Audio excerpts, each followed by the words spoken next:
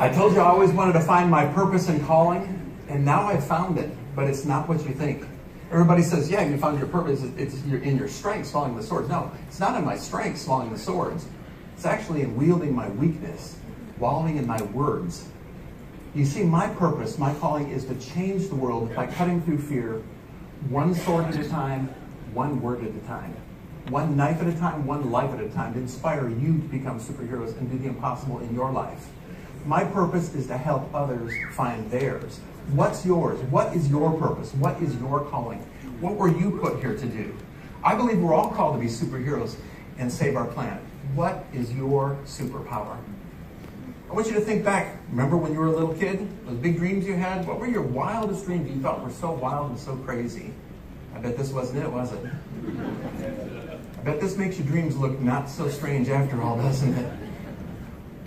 What are your thrones? I'm going to challenge each of you to come up with a list of thrones, of goals, and write them down and then pursue them, and then add to them. Every time you check one off, add 5 or 10 more on your list. If you go to thrones.com, you can see probably thousands of thrones that I've got. Sword swallowing is just one of them.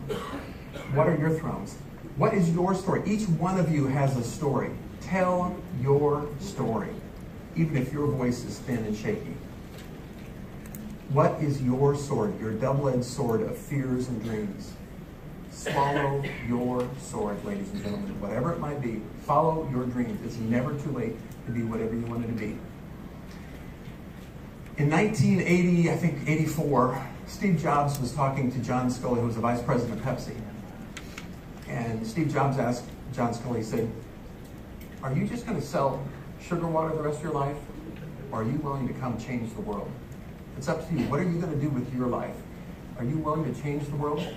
Now, for all those bullies with the dodgeballs, all those kids who said I'd never be able to do the impossible, I got just one thing to say to them. Thank you. Because if it wasn't for villains, we wouldn't have superheroes.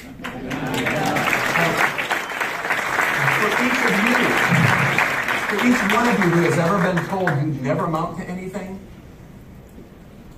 if that scared, shy, skinny, wimpy kid can do the impossible, then so can you. The impossible is not impossible. I am here to prove to you the impossible is not impossible. So what I've got here, let's see what I'm going to do. I'm running a little short on time, so I'm going to make this rather quick. Sorry. I'm going to start with a small sword here. Can you turn those lights up just a little bit brighter? What I'm going to do is I'm going to swallow this sword down into my body. Now, when I pull the sword out, if you hear any swishing sound, if you see anything come flying out of my throat, it could be my uvula, that little flap in the back of my throat. If it comes flying out, pick it up, bring it up here, and I'll autograph it for you later. This is extremely dangerous. It could kill me. I hope you enjoy it.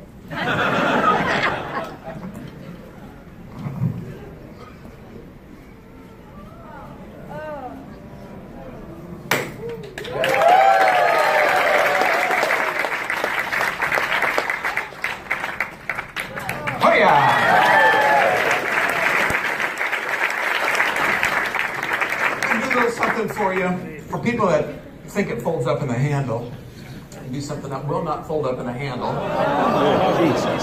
Anybody who thinks this is fake, just hold up one finger. That's all I need. No, sir, not that finger.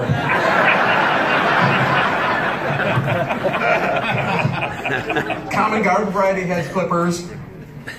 Kids, don't try this at home with your dad. My dad is still looking for these. I took them out of his garage. It's like hemlock.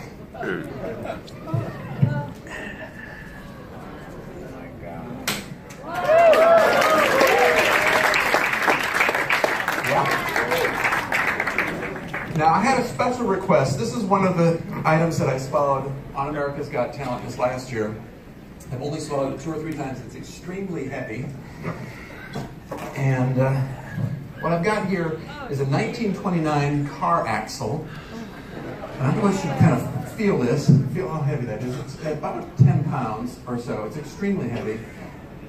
Don't do it, please, Carlos says. Do you want to do it then? I'll let you do it. Because Maurice already asked me to do it, so somebody's got to do it. So this is a car axle, 1929 Model A. It was used as a tent stake for circuses. It was passed down from sword swallower to sword swallower, and now it's in my collection here.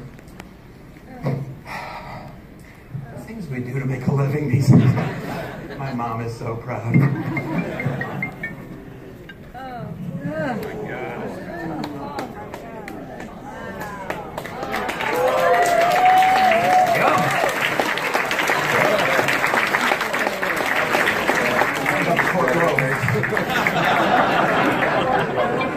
I'm going to do one last sword, and what I've got here is a 30-inch sword with 24-inch long blade.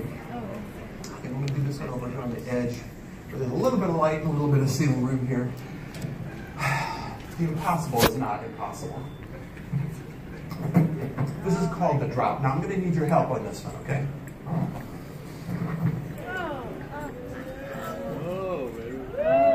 Two, three.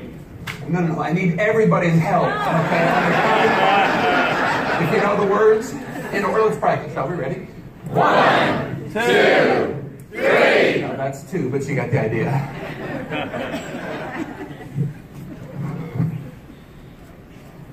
One, two, three. Drop.